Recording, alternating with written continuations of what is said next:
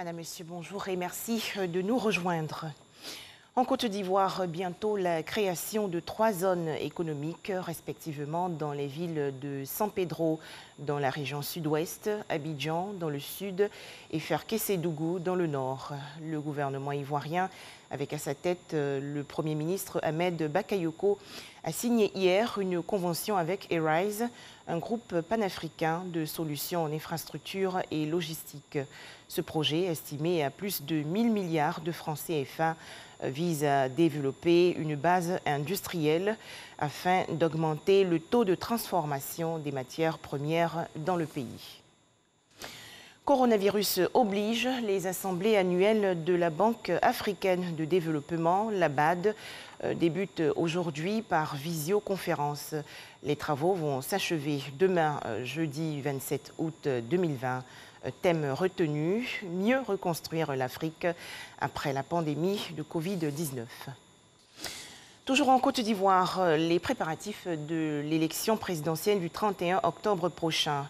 L'Union européenne et le Programme des Nations Unies pour le développement ont signé hier une convention. Objectif, accompagner la Commission électorale indépendante, la CEI.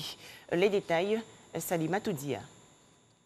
C'est une signature qui officialise la contribution de l'Union européenne à hauteur de 656 millions de francs CFA au projet d'appui aux élections en Côte d'Ivoire mis en œuvre par le PNUD.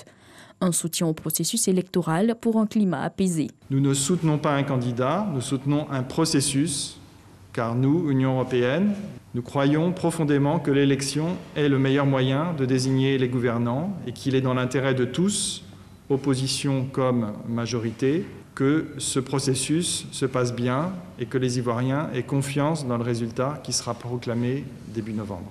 C'est pour cela que l'une des actions que l'Union européenne a souhaité soutenir à travers ce partenariat avec le PNUD vise à permettre, sur un plan technique, la publication des résultats provisoires, bureau de vote par bureau de vote, afin que chaque citoyen puisse vérifier que le résultat du dépouillement dans son propre bureau est bien celui qui a été pris en compte. Cette contribution de l'Union européenne a permis d'amorcer d'importantes actions. Cette contribution de l'Union européenne sera essentiellement affectée à la réalisation des campagnes de sensibilisation à l'endroit des populations, particulièrement les jeunes et les femmes, mais également sur les opérations électorales et la participation au processus électoral, à l'opérationnalisation du Centre d'information et des médias, au renforcement des capacités des agents électoraux, comme vous l'avez dit, dans la gestion des opérations électorales, et à la vulgarisation des procédures du contentieux électoral et la gestion des requêtes. La Commission électorale indépendante, bénéficiaire principale, a salué le soutien de l'Union européenne et s'engage pour l'organisation d'élections crédibles. La Commission électorale indépendante est engagée à faire en sorte que les élections se passent dans la transparence, que les élections soient paisibles, que les résultats qui vont sortir soient les résultats qui sortent des urnes. Le PNUD a rappelé le soutien de la communauté internationale en toute impartialité au processus électoral en Côte d'Ivoire.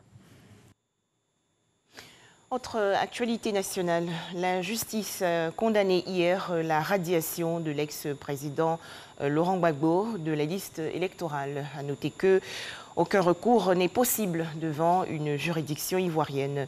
La raison de cette radiation est la condamnation de Laurent Gbagbo en son absence à 20 ans de prison dans l'affaire dite du braquage de la Banque centrale des États de l'Afrique de l'Ouest, la BCAO. À présent, l'actualité hors de chez nous. L'Organisation internationale de la francophonie a suspendu hier le Mali de ses instances. L'OIF a également appelé à la libération du président Ibrahim Boubacar Keïta, renversé par un coup d'État militaire le 18 août dernier. Le sommet des chefs d'État de la CEDEAO, initialement prévu aujourd'hui, mercredi 26 août 2020, a par ailleurs été repoussé à vendredi. Enfin, ce drame en Afghanistan, au moins 70 personnes ont péri dans des crues soudaines provoquées par d'intenses précipitations la nuit dernière dans la ville de Charikar, au nord de Kaboul, la capitale. Les chiffres sont régulièrement actualisés par l'hôpital de la province de Parwan. Voilà, merci de nous avoir suivis. 13h, le journal.